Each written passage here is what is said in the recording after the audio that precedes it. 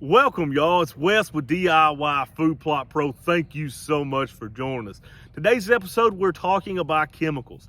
Can we use less chemicals to produce our food plots? This is a constant question that I get on the boots on the ground visits, through the consultations, through the yearly memberships. What can we do to limit the amount of herbicides that we're using on these properties? Is there anything? Many folks want to eat the meat that they kill on their property. Right? They want that protein. They want to feed their family with that protein, and they don't want to do it with a deer that has been eating a lot of herbicides. And I totally understand. Now, some of you that are not familiar with me, my name's Wes. I run the channel DIY Food Plot Pro. I've got a Bachelor of Science in Agronomy. I farm for a living, and I've got an 1,800 acre whitetail deer hunting outfitter. I grew up with chemicals. We use them on the farm, on the outfit, all the time. It's something that we are using constantly. A big part of growing up on the farm is learning chemistry. What chemicals kill what weeds and what grasses, what pre-emergence to use, all those good things. We use these on the farm daily. So to me, somebody who has grown up in this industry, I don't pay a lot of attention to herbicides. But I understand through talking to a lot of people that there's many folks who do not feel the same way, who want to get away from herbicides if at all possible. So on today's episode, we're going to talk about, can we limit or maybe even get rid of herbicides for our food plots? So the very first and foremost thing that we need to talk about is this is not a hard and fast rule. There are going to be times where you're going to need chemicals, okay? There's going to be times where we have to fall back on something to save the plot. Farming is not a game of sureties, right? We can't be sure that the crop's going to grow super fast. If a drought happens, it's going to slow growth down.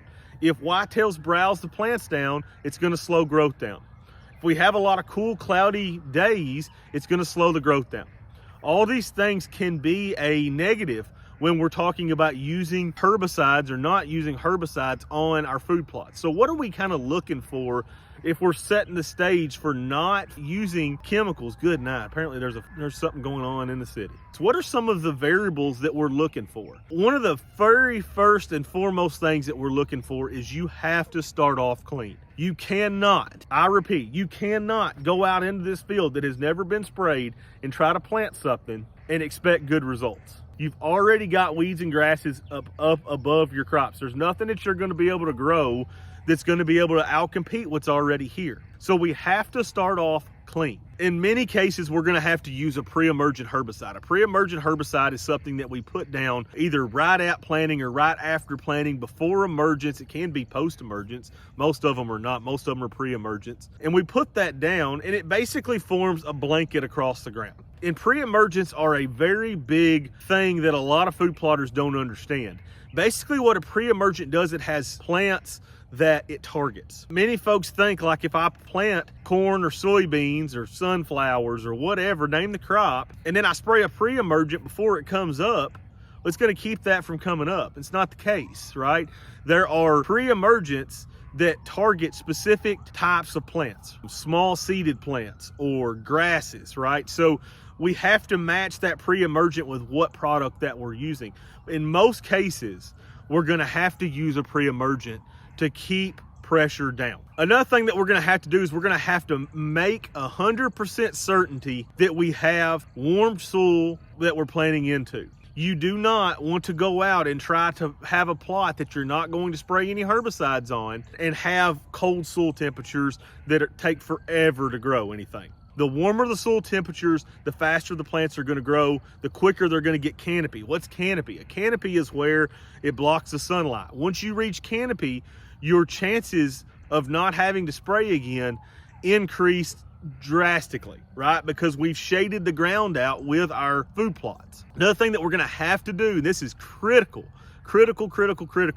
We have to make sure that we have a high population and a high percent stand. Now, what does that mean? What's a high percent stand? We have to make sure that we don't have any big gaps in our food plot where our drill went too wide, or we missed and we didn't seed a little spot out here. We are constantly going to have problems with those areas because we're never going to reach that canopy there. So it's always going to be a problem in those areas where we have a low percentage of stand. So we have to have a high stand, almost a perfect stand.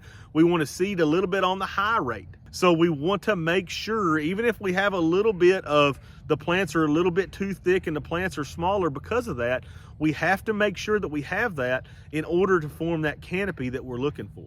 I think this one is probably the very biggest one we have to start when conditions are correct. What do I mean by that? Soil temperature's warm. We're starting with a clean field. We're not coming out here on a Friday evening and deciding that we're not gonna, you know what, I'm not gonna use any herbicides on this field, but I'm gonna go ahead and plant it today. Make a plan ahead of time, and we decide that we're not going to use chemicals. We're gonna try not to use chemicals as best we possibly can, but we're going to take time and make that plan. Another thing that we're gonna do is we're gonna have an emergency plan. We're gonna have a backup plan in place. We're gonna have something where if we get into a heck of a bind, that we can fix it, that we can rescue that plot. So we're gonna have herbicides that we can use to help that field if we get into one of those times where we're in a heck of a bind. That's the problem with the release system. You've mixed so much stuff together in that plot, there is nothing you can spray. If you lose your percent stand, you are up a creek without a paddle. There's no way around it, okay? You just gotta ride it out or go out there and spot spray. That's your only two options, and you're gonna continuously be spot spraying that. So we have to have an option. We do not mix broadleafs and grasses together because there is nothing that we can spray if we do. So I'm going to be making a lot of trials on the properties this year, trying to find some combinations that work really well with using less herbicides, because I think there's a lot of people that want to know that information. They want to produce the plots that they can with as minimal herbicides is what they can possibly put on that plot. So it's kind of a goal of mine after talking to a lot of land managers to try to find something that works for a lot of folks where we don't have to be dousing our food plots with chemicals all the time, that we can use some practices that we use in the agricultural industry to be able to raise these plots more successfully without chemicals and without the use of all the herbicides, and be able to raise a plot that we can feed our deer and feed our family with the meats that we harvest those whitetails off that plot. So I encourage you to follow along, hit that subscribe button so that you're notified when I release a video. I think this is going to be a really neat video series. It's really going to help a lot of folks out.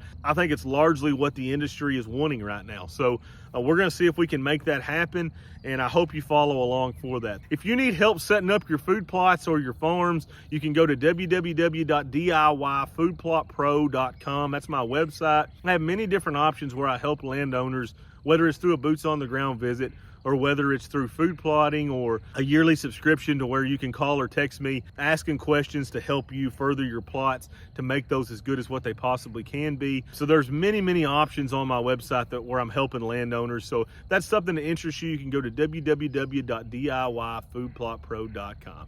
Thank you guys so much for watching. I really appreciate it. Y'all smash that like and subscribe button.